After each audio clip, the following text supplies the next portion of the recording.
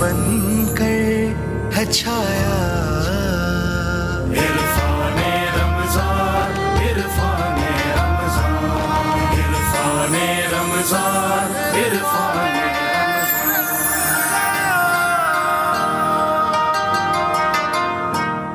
عرفان رمضان میں خوش آمدید خواتین و حضرات. اسلامی حکومت کے حوالے سے ہم یہاں پہ سوال جواب کر رہے ہیں. مفتی رشید احمد خورشید صاحب سے سوال کا آغاز کرنا چاہتا ہوں. مفتی صاحب، اسلام ہمیں کس اسلامی حکومت یا کس اصل معیاری حکومت کی طرف لے کے جاتا ہے؟ اس کے خد و خال کیا ہیں؟ اس کے اسباب کیسے ممکن ہو سکتے ہیں؟ اور پھر تاریخ میں اس کی مثال کیا ملتی ہے؟ بسم اللہ الرحمن الرحیم. نحمدہ و نصلی علی رسولہ الکریم. اما بعد. دیکھیں، ایک اصولی بات تو بڑی واضح ہے کہ اسلام مکمل ضابطۂ حیات ہے.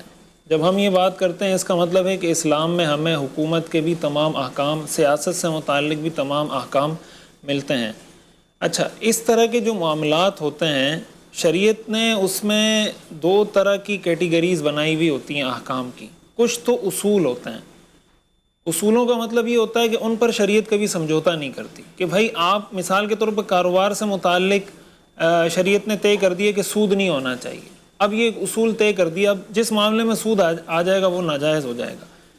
کچھ چیزیں ایسی ہوتی ہیں جہاں پہ شریعت ریلیکسیشن دیتی ہے، آپ کو اس میں لچک دیتی ہے، فلیکسیبلٹی ہوتی ہے کہ بھائی ایک امر مباح جس کو کہا جاتا ہے، ایک جائز کام ہے، آپ یہ آپشن اختیار کر لیں، یہ آپشن اختیار کر لیں. یہی معاملہ حکومت اور سیاست سے متعلق بھی ہے کہ کچھ تو شریعت نے احکام دیے ہیں. مثال کے طور پر ایک حکم قرآن کریم نے دیا ہے، ان الحکم الا للہ، کہ حاکمیت اعلیٰ اللہ کی ہے.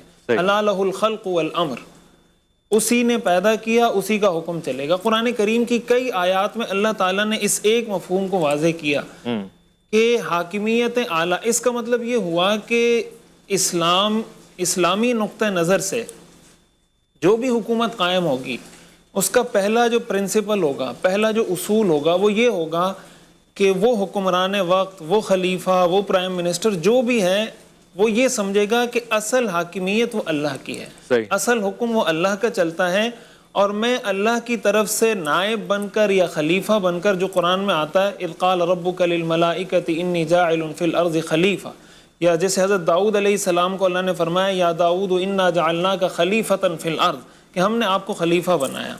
اب خلیفہ ایک تو ہر انسان کو اللہ تعالیٰ نے خلیفہ قرار دیا ہے کہ جو بھی انسان عبادت کر رہا ہے وہ اللہ کا خلیفہ ہے، جو بھی مسلمان ہے. اور ایک خلافت کا وہ خاص معیار ہے جو حکومت جس کو حاصل ہو جاتی ہے، جو آدمی حکمران وقت ہوتا ہے، اس کی خلافت کا معیار کچھ اور ہوتا ہے. تو اب جو اصول ہیں، جیسے قرآن کریم میں آتا ہے نا وَأَعِدُّوا لَهُم مَّا اسْتَطَعْتُم مِّن قُوَّةٍ، کہ جو قوت تم کافروں کے خلاف تیار کر سکتے ہو وہ تیار کرو. اب یہ ایک اصول ہیں. اب زمانے کے حالات کے اعتبار سے اس میں چینجنگ آتی ہے کہ آج کے زمانے سے وہ آج کے زمانے کے اعتبار سے آپ اس کو ایٹم بم اگر کہیں کہ بھئی ہم نے ایٹم بم اس لیے تیار کیا کہ قرآن میں آیا ہے کہ وہ طاقت جو تم کر سکتے ہو تیار کرو، ہم نے قرآن کی اس آیت پہ عمل کیا تو بالکل اس کا مصداق قرار دیا جا سکتا ہے. اس سے یہ پتہ چلتا ہے کہ اصولوں پر سمجھوتا نہیں ہوگا. اب بات آتی ہے کہ طریقہ کار کیا ہوگا یا طریقہ انتخاب کیا ہوگا یا کس طریقے سے کسی حکمران یا خلیفہ کو منتخب کیا جائے گا. طریقہ کار پہ مفتی صاحب میں آنا چاہتا ہوں، ایک بڑی تفصیل میرے پاس موجود ہے اور اس پہ میں نے سوال بھی کرنا ہے، مگر یہ نقطہ ایسا ہے جس میں رک کے ذرا سمجھنا چاہ رہا ہوں. انی جاعل فی الارض خلیفہ حضرت آدم علیہ السلام کے لیے، اسی طرح آپ نے داؤد علیہ السلام کے لیے کہا کہ اللہ خلیفہ بنا رہا ہے. تو گویا علامہ صاحب اس اسلامی ریاست کا خلیفہ کا انتخاب بھی اللہ کرے گا، جس طرح کہ آدم علیہ السلام کا کیا ہے، جس طرح سے داؤد علیہ السلام کا کیا، یا پھر یہ بندوں کے ہاتھ میں دے دیا ہے؟ بسم اللہ الرحمن الرحیم. رب اشرح لی صدری ویسر لی امری واحلل عقدۃ من لسانی یفقهوا قولی فوض امری الی اللہ ان اللہ بصیر بالعباد.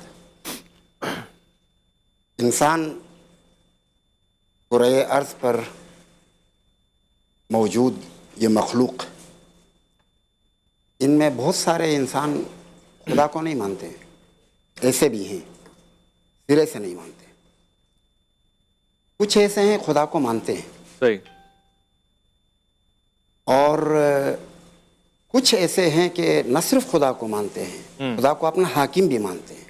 بے شک خداوند متعال خالق ہونا ان کا تقریباً مسلم ہے. کافروں کے پاس بھی وَلَئِن سَأَلْتَهُم مَّنْ خَلَقَ السَّمَاوَاتِ وَالْأَرْضِ لَيَقُولُنَّ اللَّهُ. اللہ خالقیت کا اقرار کرتے ہیں کفار بھی اچھا کہ خالق وہ ہے، لیکن خلق کے بعد امر کی جب نوبت آتی ہے، حکومت کی جب نوبت آتی ہے، اور قانون اور لا کس کا چلے گا اس کی نوبت آتی ہے، تو یہاں ایک بہت بڑی آبادی ہے خصوصاً آج کے زمانے میں جو اپنی ماڈرنزم اسی میں سمجھتے ہیں کہ جناب انسانوں کے اوپر انسانوں کی حکومت، ہاں کہتے ہیں انسانوں پر انسان خود حاکم ہوں. صحیح. تو انسانوں پر انسانوں کی حکومت تو خدا کہاں گیا؟ یعنی وہ کوئی اضافی چیز ہے، اس کو آپ نے ہٹا دیا، باقی سب کچھ انسان ہی ہے.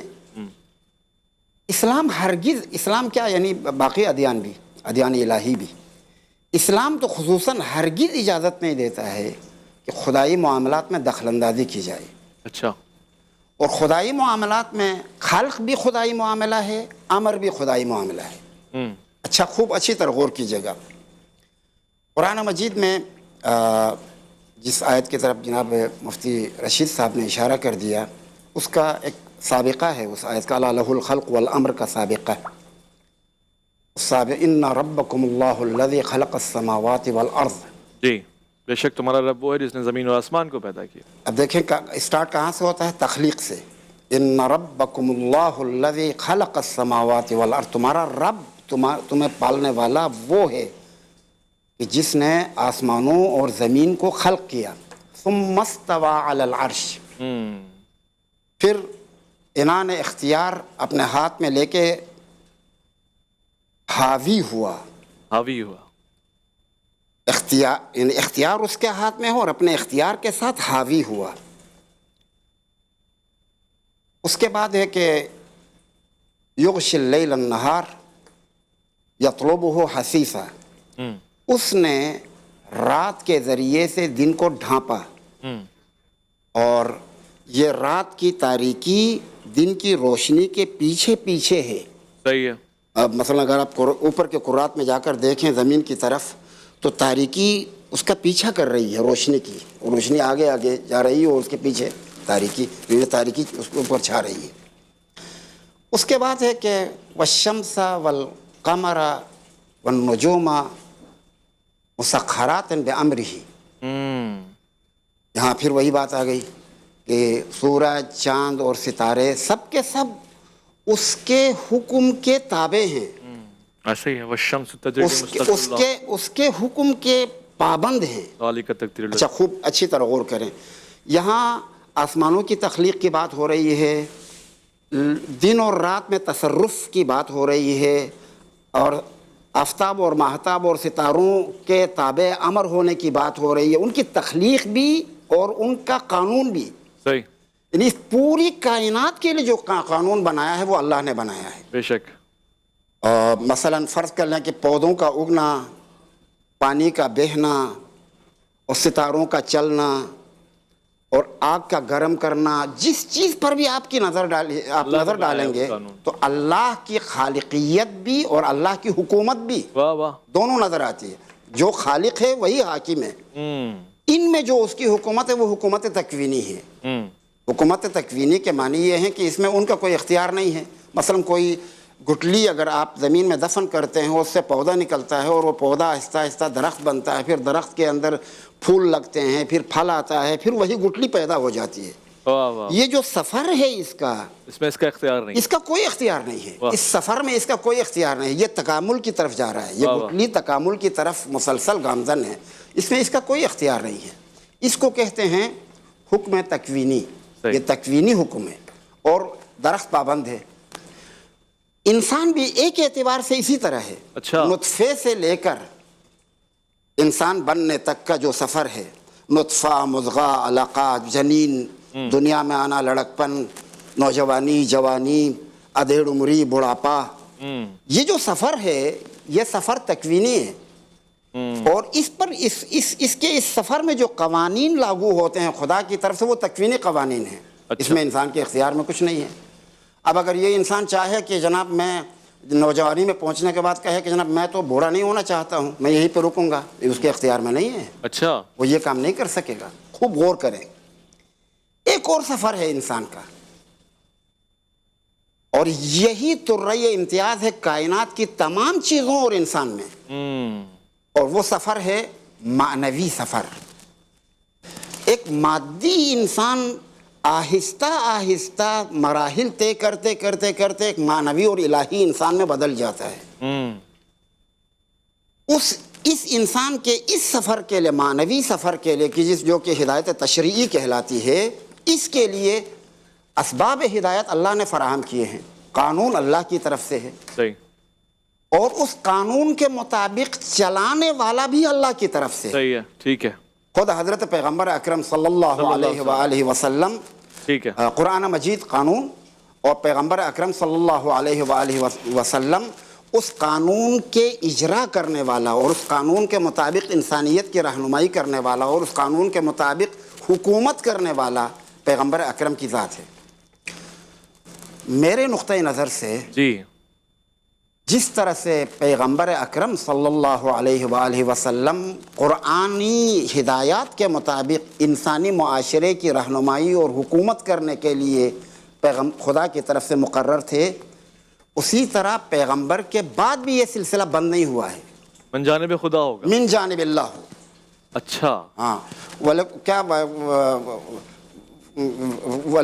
وَلَكُلَّ قَوْمٍ ہَادٍ، ہاں، ہر قوم کے لیے ایک ہادی، ہر قوم کے لیے ہادی خدا کی طرف سے، ہر خدا کی طرف سے۔ یہ اس آیت میں تو نہیں ہے بہرحال کس آیت میں؟ کہ ہر قوم کے لیے ایک ہادی ہے خدا کی طرف سے، یہ ایک کوشچن مارک ہے، ہادی یعنی وہ ہادی خدا کے علاوہ کسی اور کا بنایا ہوا ہوگا؟ یہ ممکن آپ کے ہے؟ خیال میں نہیں، ایسا نہیں اچھا، ہو، ایسا نہیں ہو سکتا۔ اچھا، یہ ایک چیز۔ دوسری آیت صحیح، غور کریں، خود پیغمبر اکرم صلی اللہ علیہ وآلہ وسلم نے جو لوگوں پر حکومت کی ہے، یہ حکومت بھی خدا کی عطا کردہ ہے، ورنہ اصل حکومت تو خدا کی ہے۔ الا لہ الخلق ولہ الامر، یہ علامہ اختصاص کے لیے مولانا صاحب بہت اچھی طرح جانتے ہیں، اختصاص کے لیے جس طرح تخلیق خاص ہے خدا کے ساتھ، امر بھی خاص ہے خدا کے ساتھ، صحیح، حکومت کرنا بھی خدا کے ساتھ خاص ہے، مگر یہ کہ خدا کسی کو حاکم بنائے، اس کی اجازت ہو تو ٹھیک ہے، اگر اجازت نہ ہو تو کسی کو حق نہیں ہے حکومت کرنے کا۔ صحیح، جمہوریت اور اسلام میں یہ فرق ہے۔ جمہوریت کہتی ہے کہ جناب انسان حاکم ہے انسان کے اوپر، بھائی انسان کو کس نے حاکم بنایا؟ صحیح، یعنی یہاں بیچ میں کوئی خدا ہے یا نہیں؟ اچھا، اسلام کہتا کہ نہیں ہے، اللہ ہی حاکم ہے، حکومت بھی اس کی ہے، قانون بھی اس کا ہے، وہ کسی کو حاکم بنائے تو وہ اس کو حق حکمرانی حاصل ہے۔ اچھا، اور حضرت پیغمبر اکرم صلی اللہ علیہ وآلہ وسلم کو حق حکمرانی خدا نے عطا کی تھی۔ النبی اولا بالمؤمنین من انفسہم، یہ آیت اس کے حکمران ہونے کی دلیل بھی ہے، اور چونکہ اس کو اللہ نے حاکم بنایا تھا اسی لیے اس کی اطاعت بھی واجب قرار دی ہے۔ بہت اچھی گفتگو چل رہی ہے۔ میں خواتین و حضرات یہاں پہ کچھ لمحات کے لیے آپ کو ٹھہرا کر یہ بتانا چاہتا ہوں کہ ہم اس وقت اسلامی حکومت کے قیام کے اسباب دیکھ رہے ہیں اور وہ کیسے ممکن ہو سکتا ہے۔ یہاں پہ دو موقف میرے پاس ہیں، مفتی رشید احمد خورشید صاحب نے بیان فرمایا اور ایک اچھی گفتگو تھی جس میں یہ سمجھ میں تو آیا کہ وہ جن کو خلیفہ قرآن نے کہا ہے وہ اللہ ہی کی جانب سے تھے، مگر ابھی بھی گفتگو باقی ہے۔ سیاست علامہ صاحب نے بھی یہاں تک اتفاق کیا ہے کہ من جانب خدا ہونا چاہیے، جیسے کہ پیغمبر من جانب خدا ہے وہی ہادی ہونا چاہیے۔ مزید سوالات میرے پاس ہیں، مگر یہاں پر میں گفتگو میں مزید لطافت کا اضافہ کرنے کے لیے ایک نعت لینا چاہتا ہوں۔ سمیع اللہ حسینی صاحب ہمارے درمیان موجود ہیں اور میں چاہتا ہوں کہ ہمیں ہمارے خیالوں کو، ہمارے افکار کو، ہمارے ذہنوں کو، ہمارے تصورات کو، ہماری امیدوں کو، رجاؤں کو، تمناؤں کو اور ہماری توقعات کو لے چلیے سوئے طیبہ۔ کھلا ہے سبھی کے لیے باب رحم،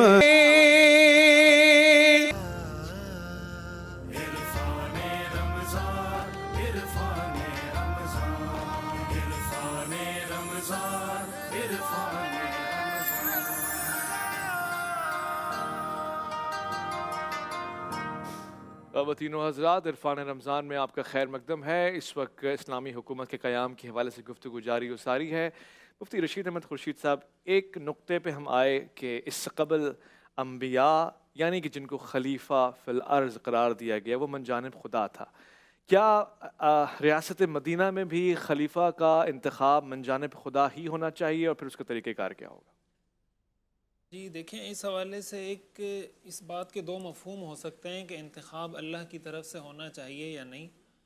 ایک تو اس کا یہ مطلب ہو سکتا ہے کہ باقاعدہ کوئی اس پر نص آ جائے، باقاعدہ کوئی وحی آ جائے، باقاعدہ کوئی اللہ کی طرف سے حکم آ جائے کہ یہ آدمی حکمران بنے گا، یہ نہیں بنے گا۔ ظاہر ہے کہ دنیا میں ایسا تو نہیں ہے۔ اس طرح تو اللہ کی طرف سے کسی خلیفہ کا حضور علیہ الصلاۃ والسلام کے بعد تقرر نہیں ہوا۔ ہاں، جیسے میں نے شروع میں عرض کیا کہ اللہ تعالیٰ نے اور اللہ کے رسول صلی اللہ علیہ وسلم نے اصول ہمیں بتا دیے کہ کسی خلیفہ کا تقرر، کسی حکمران وقت کا تقرر کن اصولوں کی بنیاد پر ہوگا، ایک اسلامی ریاست کن اصولوں پر رہ کر کام کرے گی۔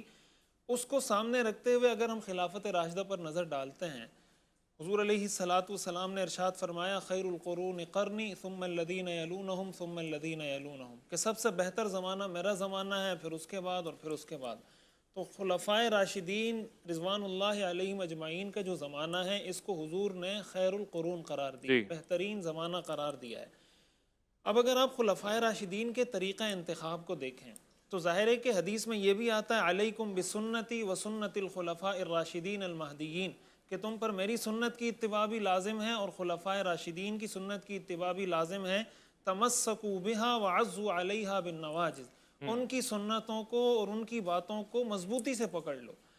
اس سے پتہ چلتا ہے کہ خلفائے راشدین رضوان اللہ علیہم اجمعین کی حیات طیبہ ہمارے لیے ایک اسوہ ہے، ہمارے لیے ایک نمونہ ہے کہ انہوں نے اپنے طرز حیات میں کن کن کاموں کا انتخاب کیا۔ حضرت ابوبکر صدیق رضی اللہ تعالیٰ عنہ کے طریقہ انتخاب کو اگر دیکھیں حضور علیہ الصلاۃ والسلام کی احادیث سے اور آپ کے اقوال سے یہ بات معلوم ہوتی ہے کہ حضور علیہ الصلاۃ والسلام یہ چاہتے تھے کہ حکمران وقت اور خلیفہ کا انتخاب عوام خود کرے۔ وجہ اس کی کیا ہے کہ حضور علیہ الصلاۃ والسلام چاہتے تھے کہ حضرت ابوبکر صدیق رضی اللہ تعالیٰ عنہ کو خلیفہ نامزد کریں، اور صحیح حدیث میں حضور علیہ الصلاۃ والسلام نے ارشاد فرمایا کہ میں چاہتا ہوں کہ میں ابو بکر کو اپنا خلیفہ مقرر کروں، لیکن مجھے اس بات کا یقین ہے کہ اللہ حضرت ابو بکر کے علاوہ کسی کو خلیفہ بننے نہیں دے گا، اور مسلمان بھی ان کے علاوہ کسی پر راضی نہیں ہوں گے، اس لیے میں اس نامزدگی کو میں باقاعدہ خود نامزد نہیں کر رہا۔ یہ حدیث سے ثابت ہے، یہ بات صحیح حدیث، یہ صحیح حدیث ہے۔ تو اب اس حدیث سے کیا حدیث میں آتا ہے نا الا ان یأبی اللہ والمؤمنون، اس طرح کے کچھ الفاظ ہیں کہ اللہ بھی اس بات کا انکار کریں گے اور مومنین بھی اس بات کا انکار کریں گے۔ اس حدیث سے کیا پتہ چلتا ہے کہ حضور علیہ الصلاۃ والسلام نے اس عمل کو عوام کے، صحابہ کے، اصحاب حل و عقد کے سپرد کیا کہ جو فیصلہ یہ کر لیں گے۔ حضرت عمر رضی اللہ تعالیٰ عنہ کے بارے میں آتا ہے نا کہ حضرت عمر رضی اللہ تعالیٰ عنہ ایک موقع پر تشریف لے گئے تھے حج کے لیے، تو ان کو کسی نے بتایا کہ کچھ لوگ یہاں باتیں کر رہے ہیں کہ حضرت عمر رضی اللہ تعالیٰ عنہ جب دنیا سے تشریف لے جائیں گے تو ہم بھی جلدی سے کسی کو بطور خلیفہ نامزد کر دیں گے اور بس وہ مسلمانوں کے خلیفہ بن جائیں گے۔ حضرت عبد الرحمن ابن عوف نے حضرت عمر کو یہ اطلاع دی کہ بعض لوگ یہ بات کر رہے ہیں۔ حضرت عمر نے چاہا کہ میں حج کے موقع پہ عوام میں اس پہ خطبہ دوں، بیان کروں، لیکن پھر انہوں نے بتایا کہ اب یہ موقع نہیں ہے، آپ جب مدینہ منورہ واپس تشریف لے جائیں تو آپ اس پہ بات کیجئے گا۔ جب حضرت عمر رضی اللہ تعالیٰ عنہ واپس تشریف لائے مدینہ منورہ تو آپ نے لوگوں کو جمع کیا اور پھر آپ نے خطبہ ارشاد فرمایا، اور آپ نے فرمایا کہ مجھے یہ بات پتہ چلی ہے کہ بعض لوگ یہ بات کر رہے ہیں کہ حضرت عمر دنیا سے پردہ فرمائیں گے تو ہم جلدی سے کسی کو خلیفہ مقرر کر دیں گے۔ تو انہوں نے فرمایا کہ یہ جو طرز عمل تھا یہ حضرت ابوبکر صدیق رضی اللہ تعالیٰ عنہ کے لیے اللہ نے منتخب فرمایا، اور پھر انہوں نے اس کی وجوہات بیان فرمائی کہ وہ مسلمانوں میں وہ شخصیت تھے تضرب الیہ الاعناق، جن کے لیے لوگ اپنی گردنیں اٹھا کے ان کی شخصیت کو دیکھا کرتے تھے، یعنی ان کی ایک بہت بڑی عظیم شخصیت تھی کہ ان کی شخصیت میں تو یہ کام ممکن تھا کہ سارے مسلمان ان پر متفق ہو جائیں اور امت میں کوئی اختلاف اور انتشار نہ ہو، لیکن اگر ان کے علاوہ یہ طرز عمل اختیار کیا جائے گا تو اس میں شدید اندیشہ ہے اس بات کا کہ امت میں اختلاف اور انتشار پیدا ہوگا۔ اس سے بھی یہ بات پتہ چلتی ہے کہ حضور علیہ الصلاۃ والسلام یہ چاہتے تھے لیکن آپ نے اصحاب حل و عقد کے سپرد کیا۔ حضرات صحابہ کرام رضوان اللہ علیہم اجمعین نے ثقیفہ بنو ساعدہ کا مشہور واقعہ ہے کہ مہاجرین اور انصار صحابہ نے مل کر حضرت ابوبکر صدیق رضی اللہ تعالیٰ عنہ کے ہاتھ پر بیعت کی۔ یہ انتخاب کا ایک طریقہ ہے کہ اصحاب حل و عقد مل کر کسی ایک کو اپنا خلیفہ یا حکمران نامزد کر دیں۔ پھر اس کے بعد اگر حضرت ابوبکر صدیق رضی اللہ تعالیٰ عنہ کے طرز عمل کو دیکھیں، انہوں نے جو طریقہ اختیار کیا اس کو کہا جاتا ہے استخلاف، کہ آپ اپنے بعد جاتے ہوئے خود کسی کو خلیفہ مقرر کر کے جائیں۔ حضرت ابوبکر صدیق رضی اللہ تعالیٰ عنہ نے حضرت عمر رضی اللہ تعالیٰ عنہ کو باقاعدہ نامزد کیا کہ میرے بعد یہ خلیفہ ہوں گے۔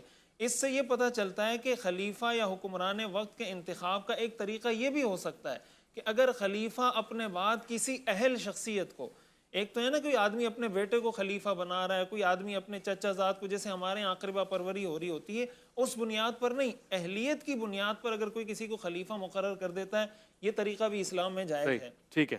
پھر حضرت عمر رضی اللہ تعالیٰ عنہ کے طرز عمل کو دیکھیں تو وہاں ہمیں ایک شورائی نظام ملتا ہے کہ حضرت عمر رضی اللہ تعالیٰ عنہ کو جب کہا گیا کہ آپ اپنے بیٹے عبداللہ ابن عمر کو خلیفہ کیوں مقرر نہیں کرتے، تو حضرت عمر نے فرمایا کہ میرے خاندان میں یہ منصب یا یہ ذمہ داری ایک مجھ پر آ گئی، یہ بہت ہے، میں اپنے خاندان کو اس اتنے بڑے آزمائش اور امتحان میں مبتلا نہیں کرنا چاہتا۔ انہوں نے شورا مقرر کر دی کہ یہ شورا ہے صحابہ کرام کی، یہ فیصلہ فرمائیں گے، اور پھر شورا نے انتخاب فرمایا حضرت عثمان رضی اللہ تعالیٰ عنہ کا۔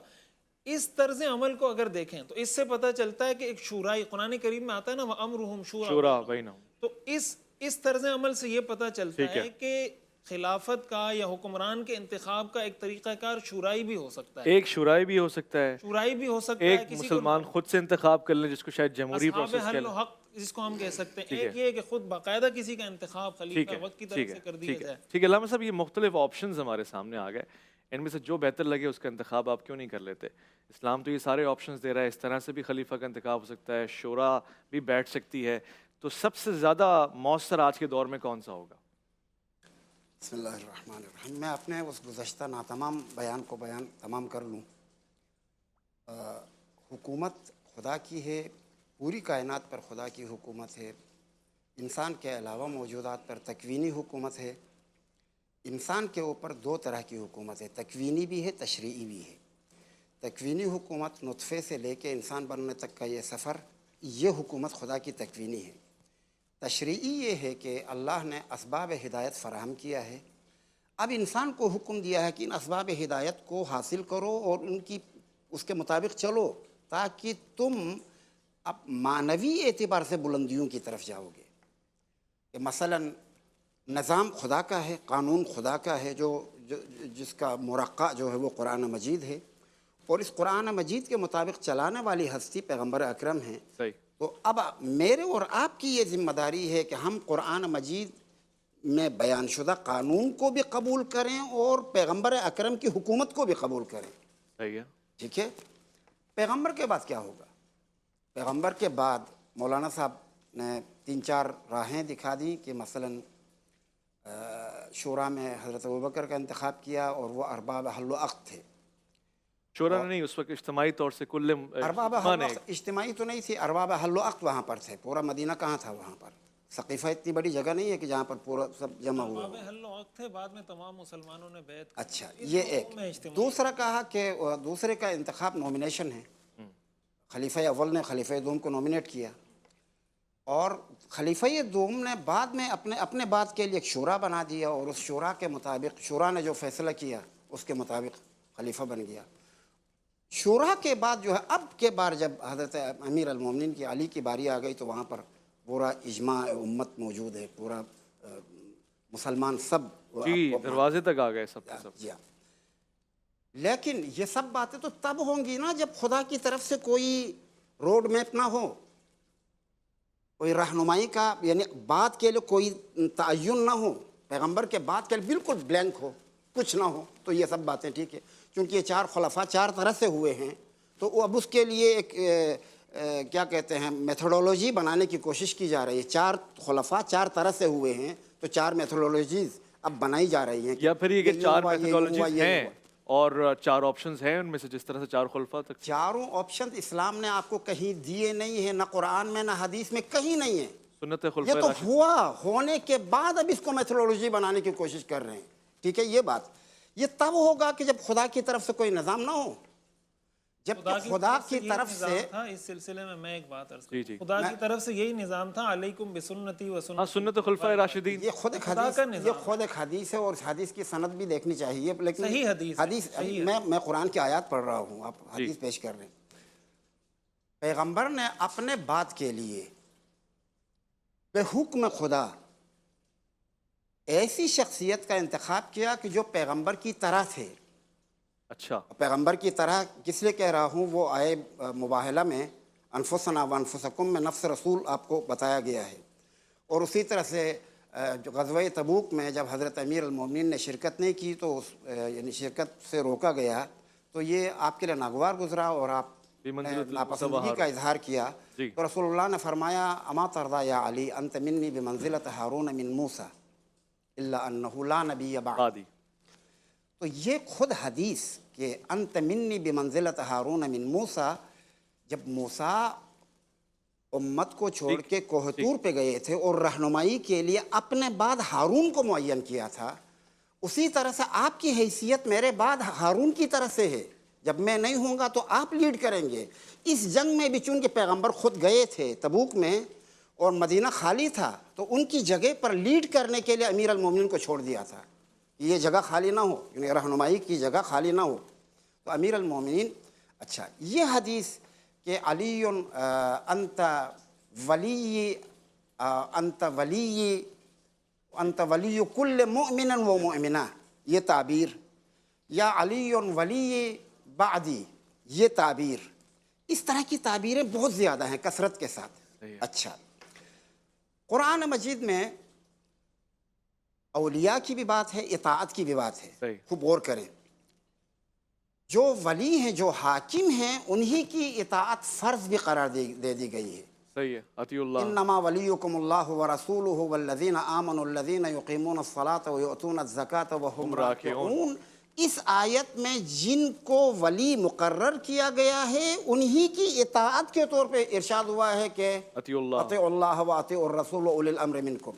جو اولیاء ہیں وہی اولی الامر ہیں اور جن کی حکومت ہے انہی کی اطاعت واجب ہے. اچھا اب رہ گئی ایک بات، کوئی پوچھے کہ جناب یہ آپ نے یہ صحیح ادھر اور فول ادھر ادھر کی باتیں کر رہے ہیں، کوئی واضح طور پہ کوئی چیز ہے ایسی کہ پیغمبر نے اپنے بات کے نومینیٹ کیا ہو؟ جی ہاں ہے. اور وہ غدیر خم کا واقعہ اسی لیے تھا، یعنی آفیشلی حضرت پیغمبر اکرم نے اپنے بات کے لیے نومینیشن اور تعین فرمایا ہے. اور ٹھیک ہے، اگر ہم اس نقطے پہ یا ایھا الرسول، آخری وقت ہے ہمارے پاس، آپ صحیح فرما رہے ہیں، اس نقطے پہ آ جائیں تو آج کے دور میں ہم حاکم وقت کیسے انتخاب کریں گے؟ آج کے دور میں بھی حاکم وقت کو انتخاب کرنے کا حق مجھے اور آپ کو نہیں ہے.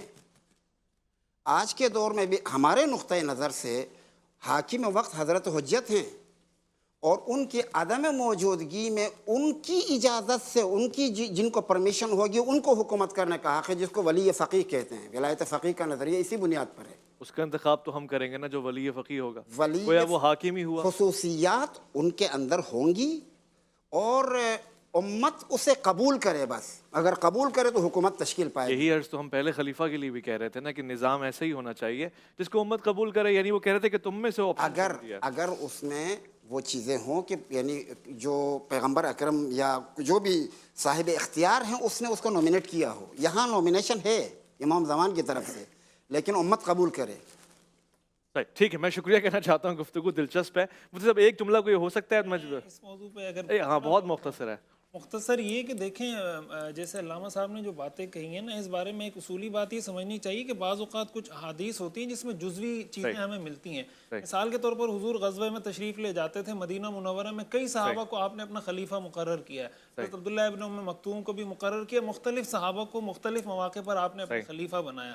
اسی طرح اس طرح کی جو روایات ہوتی ہیں ان روایات کو اس کے لیے مستدل نہیں بنایا جا سکتا. دیکھیں ہم نے تو یہ کہا کہ اللہ تعالیٰ نے ایک اصول بتا دیا اور انسانوں کو اختیار دے دیا کہ تم اس طریقے کے ذریعے جو انتخاب کر لو گے مسلمان جس پر راضی ہو جائیں گے وہ طریقہ ٹھیک ہوگا. حدیث میں آتا ہے ما رآہ المسلمون حسنا فهو عند اللہ حسن وما رآہ المسلمون قبیحا فهو عند اللہ قبیح.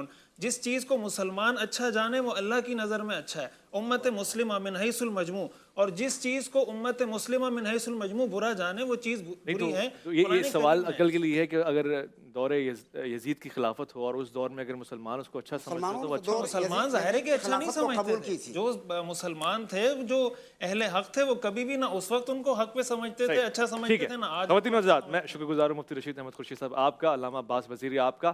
ہم نے آج بہت ہی اچھے ماحول میں گفتگو صرف سمجھنے کی غرض سے کی ہے، اور ظاہر ہے اتنا وقت ہمارے پاس نہیں تھا کہ ہم ان ابواب کو کھولتے اور یہ دقیق گفتگو مزید کرتے، البتہ مزید بہتر انداز میں بھی کیا جانے کی گنجائش ہے۔ اور ہم نے آج یہ سبق سیکھا ہے کہ علم دراصل شیئر کرنے کا نام ہے، جو کچھ خیالات اور جو کچھ روایات آپ کے پاس ہیں۔ ہم شکر گزار ہیں زمزم بیکرز کے کہ جنہوں نے آج افطار کا اہتمام کیا، ہم شکر گزار ہیں ساتھ ساتھ الحبیب ریسٹورنٹ کے اور حاجی حضور بخش کلور صاحب کے لیے، دعائے مغفرت فرماتے ہیں۔